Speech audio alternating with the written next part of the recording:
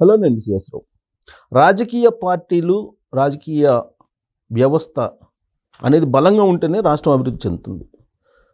కానీ కూటమి ఉంది ఏపీలో, దాంట్లో కొంచెం లుకలుకలు బయలుదేరాయి.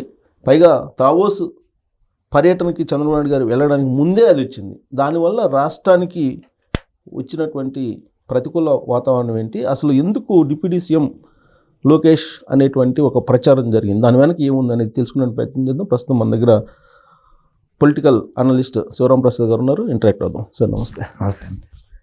సార్, కొన్ని సందర్భాల్లో కొన్ని జరగకూడదు అంటుంటారు. ఒకవైపు ఏమో వరల్డ్ ఎకనామిక్ ఫోరంకి సంబంధించి అందరూ ఎదురు చూస్తున్నటువంటి పరిస్థితుల్లో డిప్యూటీ సీఎం లోకేష్ అనేది వచ్చింది. దీని ప్రచారం, దీని ఎఫెక్ట్ పెట్టుబడుల మీద పడిందా? అంటే ఒకటండి, మనం రాజకీయాల్లోనే కాదు, ఇప్పుడు అవధాన ప్రక్రియలో ఒక ఇది ఉంటుంది, అప్రస్తుత ప్రసంగి అని. ఏది జరుగుతున్నా సరే మధ్యలో వచ్చి చెడగొట్టే కార్యక్రమం ఉంటుంది. అటువంటి అప్రస్తుత ప్రసంగం ఇది అంతే తప్ప. ఇప్పుడు ఒకటండి, 3 పార్టీలు కూటమి. చంద్రబాబు నాయుడు గారు తెలుగుదేశం పార్టీ అధ్యక్షులు, ఆయన ముఖ్యమంత్రిగా ఉన్నారు. సరే, పవన్ కళ్యాణ్ గారు జనసేన అధ్యక్షులు, ఆయన డిప్యూటీ సీఎంగా ఉన్నారు. సరే, బీజేపీ నేషనల్ పార్టీ కాబట్టి వాళ్ళు ఏమీ తీసుకోవాలా, మంత్రి పదవి తీసుకున్నారు. 2 పార్టీల అధ్యక్షులు ఉన్నప్పుడు, లోకేష్ గారు మంత్రిగా ఉన్నప్పుడు, అసలు కందకలేని దురద కత్తిపేటకి ఎందుకని, ఒకవేళ ఆలోచన ఉంటే ఆయనే చెప్పుకోలేడా చంద్రబాబు గారితో? వీళ్ళందరూ ఎందుకు అంటే, ఇక్కడ ఈ మాట్లాడే వాళ్ళల్లో వాళ్ళ స్వార్థం ఉంటుంది. దాని వెనక వాళ్ళ స్వార్థం, ఏదో దగ్గర అవ్వాలనో, లేకపోతే ఏదో నాయకుడిని పెద్ద అని చేయటానికి ఇటువంటి మాటలు మాట్లాడతామో, దానివల్ల నష్టం వస్తుందా లాభం వస్తుందా ఆలోచించకుండా ఇష్టం వచ్చిన అప్రస్తుత ప్రసంగం చేయటం, అది కూడా చంద్రబాబు నాయుడు గారి సమక్షంలో చేయటం అనేది ఏ విధంగా కూడా సమర్థనీయం కాదు. పైగా ఆయన ఒక పాలిట్ బ్యూరో మెంబర్. పాలిట్ బ్యూరో మెంబర్ ఎక్కడ మాట్లాడాలి? పాలిట్ బ్యూరోలో మాట్లాడాలి, లేకపోతే డైరెక్ట్గా చంద్రబాబు నాయుడు గారితో 1-to-1 చెప్పాలి ఆయన అభిప్రాయం. పబ్లిక్ ప్లాట్ఫామ్ మీద చెప్పడం అనేది ఒక విధంగా చెప్పాలంటే క్రమశిక్షణ ఉల్లంఘన కిందే లెక్క. అనవసరమైన విషయాన్ని తీసుకొచ్చి అక్కడ ఒక విధంగా మీరు ఇందాక అన్నట్టు దావోస్ వెళ్ళే ముందు ఆల్రెడీ జగన్మోహన్ రెడ్డి గారు 5 సంవత్సరాలు రాష్ట్ర ఇమేజ్ని చెడగొట్టేశారు. రాష్ట్రంలో అభివృద్ధి లేదనేది వచ్చేసింది. అసలు ఒక కొత్త పరిశ్రమ రాలేదు, నిరుద్యోగం పెరిగిపోయింది, ఇవన్నీ చెప్తున్నాం. ఇవన్నీ కూడా టీడీపీ చెప్పారు, చంద్రబాబు నాయుడు గారు చెప్పారు, లోకేష్ గారు చెప్పారు. ఆ ఇమేజ్ని మళ్ళీ వాళ్ళ పెట్టుబడిదారుల దృష్టిలో చెరిపేసి, ఎందుకంటే ఇదే దావోస్లో మోడీ గారిని అడిగారు పెట్టుబడిదారులు, మీ ఇండియాలో పెట్టుబడులు ఎట్ట పెట్టమంటారు, మీరు ఇచ్చిన పీపీఐలను రద్దు చేస్తున్నారు, మీరు ఏ విధంగా పెట్టుబడిదారులు మేము రావాలి అక్కడికి అంటే, ఎక్కడ జరిగిందంటే ఆంధ్రప్రదేశ్లో జరిగింది. గతంలో జరిగిన దావోస్ సదస్సు, గతంలో సదస్సులో.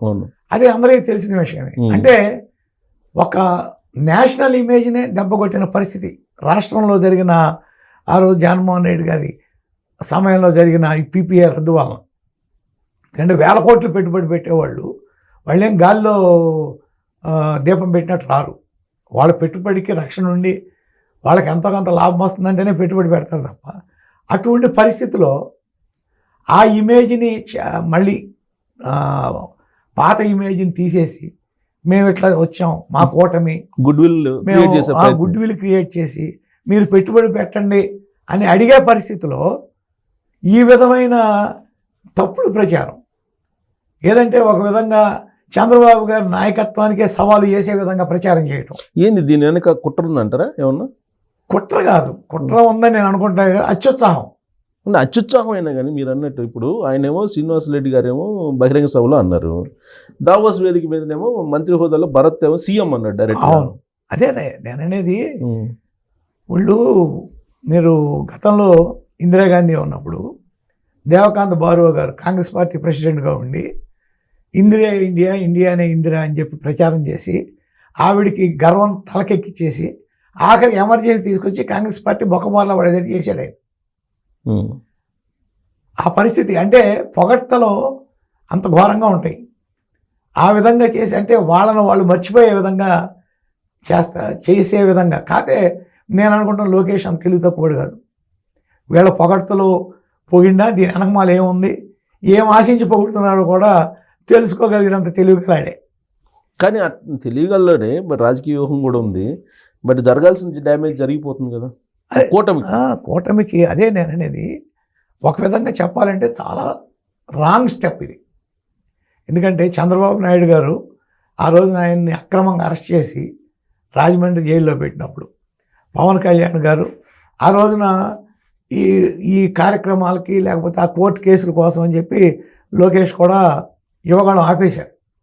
ఆపేసి మిగిలిన ఆ టైంలో పవన్ కళ్యాణ్ గారు స్వయంగా జైలుకి వచ్చి చంద్రబాబు గారు పరామర్శించి ఏకపక్షంగా నేను చంద్రబాబు నాయుడు గారు మేమిద్దరం కలిసి కూటమి ఏర్పడుతున్నాం, ఈ ఉన్న గవర్నమెంటు అప్రజాస్వామికంగా పరిపాలిస్తుంది, ఈ ప్రభుత్వం ఉండటానికి వీల్లేదు, ఎట్టి పరిస్థితుల్లోనూ చంద్రబాబు నాయుడు గారు ఈ రాష్ట్రాన్ని బాగు చేయాలంటే ఆయన ముఖ్యమంత్రిగా ఉండాల్సిన అవసరం ఉంది, కాబట్టి నేను ఆయన్ని సపోర్ట్ చేస్తున్నా, బీజేపీ కూడా కూటమిలోకి తీసుకొచ్చే ప్రయత్నం చేస్తా, బీజేపీ కూడా కూటమిలోకి తీసుకొస్తానని చెప్పి కూటమికి ప్రాణం పోసింది ఎవరన్నా కాదన్నా పవన్ కళ్యాణ్ గారికి ఆ క్రెడిట్ వస్తుంది.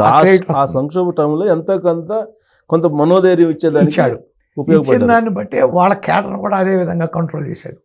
వాళ్ళు మీటింగ్కి వెళ్తే సీఎం అంటే ఏంటయ్యా మీరు సీఎం అంటారు, దానికి ఒక పరిపాలనా దక్షత కావాలి, చంద్రబాబు నాయుడు గారిని ముందు పెడుతున్నాం, చంద్రబాబు నాయుడు గారి సీఎం అని నిర్ద్వందంగా చెప్పాడు. అవును, నా వ్యూహాలు నాకున్నాయి, ఇష్టమైన వాళ్ళు నా వ్యూహాలు వెళ్ళిపోండి అని చెప్పి నిర్ద్వందంగా చెప్పారు. రాష్ట్ర ప్రయోజనాలు ముఖ్యం అన్నాడు. రాష్ట్ర ప్రయోజనాలు ముఖ్యం అన్నాడు. దాని మూలన ఏమైందంటే కూటమిలో ఉన్న కింద స్థాయి కార్యకర్తలు కూడా క్షేత్రస్థాయిలో కలిసిపోయారు. నాయకుల కలయిక కాకుండా ఈ కూటమి కార్యకర్తల కలయిక. ఈ కార్యకర్తల కలయిక ఎందుకు వచ్చింది? చంద్రబాబు నాయుడు గారి సంయమనం, అలాగే మన పవన్ కళ్యాణ్ ప్రవర్తించిన విధానం, తర్వాత బీజేపీ కలిసిన విధానంతో ఆ విధమైన అట్మాస్ఫియర్ క్రియేట్ అయ్యి ఓ మంచి రిజల్ట్ వచ్చింది, అద్భుతమైన రిజల్ట్ వచ్చింది. దాన్ని వాళ్ళు చెడగొట్టాలని ఎందుకు ట్రై చేస్తున్నారు?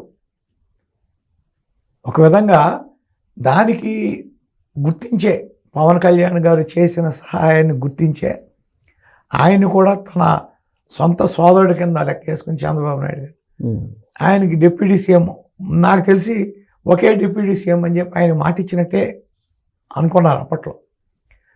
ఇచ్చి తన ఫోటోతో పాటు ముఖ్యమంత్రి ఫోటోతో పాటు డిప్యూటీ సీఎం ఫోటో కూడా ప్రభుత్వ కార్యాలయాలు పెట్టించారంటే ఎంత గౌరవం ఇచ్చారు చంద్రబాబు నాయుడు గారు, ప్రాధాన్యత ఇచ్చినట్టే. అదే గౌరవం పవన్ కళ్యాణ్ గారు ఇస్తున్నారు కదా. బహుశా వాళ్ళిద్దరి మధ్య పొరపచ్చాలు కూడా ఏం లేవు. అలాగే లోకేష్ కూడా మా అన్నయ్యనే చెప్పుకుంటున్నాడు కదా పవన్ కళ్యాణ్. ఒకవేళ లోకేష్ తనకే అనిపించింది అనుకోండి ఏది డిప్యూటీ సీఎం కావాలి అనేది, అప్పుడు ఆయన మాట్లాడుకోలేడా పవన్ కళ్యాణ్తో, చంద్రబాబు గారితో మాట్లాడుకోలేడా, లేకపోతే బీజేపీకి సంబంధించిన అమిత్ షా గారితో మాట్లాడుకోలేడా? వీళ్ళు ఎందుకు మాట్లాడాలి అంటే పబ్లిక్ ప్లాట్ఫామ్ వీళ్ళకి అవసరం ఏంటి అంటే వీళ్ళ స్వలాభం కోసం మాట్లాడినట్టే. మరి అలాంటప్పుడు క్రమశిక్షణా చర్యలు తప్పిన కోణంలో ఆలోచిస్తే వాళ్ళకి నోటీసులు, షోకాజ్ నోటీసులు ఇవ్వాలి కదా పార్టీ అధిష్టానం. చంద్రబాబు నాయుడు గారు తీవ్రంగా మందలించాడు. మీరు అన్నట్టు ఒకటి టీజీ భరత్, ఆయన ఏమన్నా పుట్టుకతో తెలుగుదేశమా? ఈ మధ్యన ఎన్నికలకు ముందు పార్టీ మారి తెలుగుదేశంలోకి వచ్చి first time MLA, first time minister. ఆయనకి తెలుగుదేశం పార్టీ పద్ధతులేం తెలుసు, తెలుగుదేశం పార్టీ క్రమశిక్షణ ఏం తెలుసు, విధానాలు ఏం తెలుసు. ఎప్పటికైనా ఎవరు అవునన్నా కాదన్నా అంటే ఎవరు కాదంటాడు లోకేష్ని? చంద్రబాబు గారి తర్వాత టీడీపీలో నెక్స్ట్ లోకేష్ అనేది ఎవరికి అనుమానం లేదు ఆ విషయంలో. చంద్రబాబు గారి తర్వాత దానికి ఎవరికి అనుమానం లేదు. తెలుగుదేశం పార్టీ అసలు ఎవరు అభ్యంతరం పెట్టరు. అసలు దావోస్ మీరు ఎందుకు వెళ్ళారు? పెట్టుబడులు తీసుకోవడానికి వెళ్ళి పెట్టుబడుల విషయం వదిలేసి ఈ విషయం మాట్లాడి అక్కడ ఉన్న పెట్టుబడిదారుల మైండ్లో సందేహాలు ఎందుకు రేకెత్తిచ్చారు? అసలే ఏదో అంటారు కదా, ఆ, అసలే అనిశ్చిత పరిస్థితి ఉన్న సందేహం సందేహాలు రేకెత్తించినట్టే ఉన్నాయి. కదా. ఉమ్. అంటే ఏంటి దీని వెనకమాల? ఒకవేళ ఆ ఊరిలో అంటే దివ్యాన్ని చంద్రబాబు గారు తప్పుకుంటారా? చంద్రబాబు గారు తప్పుకుంటే ఎలా?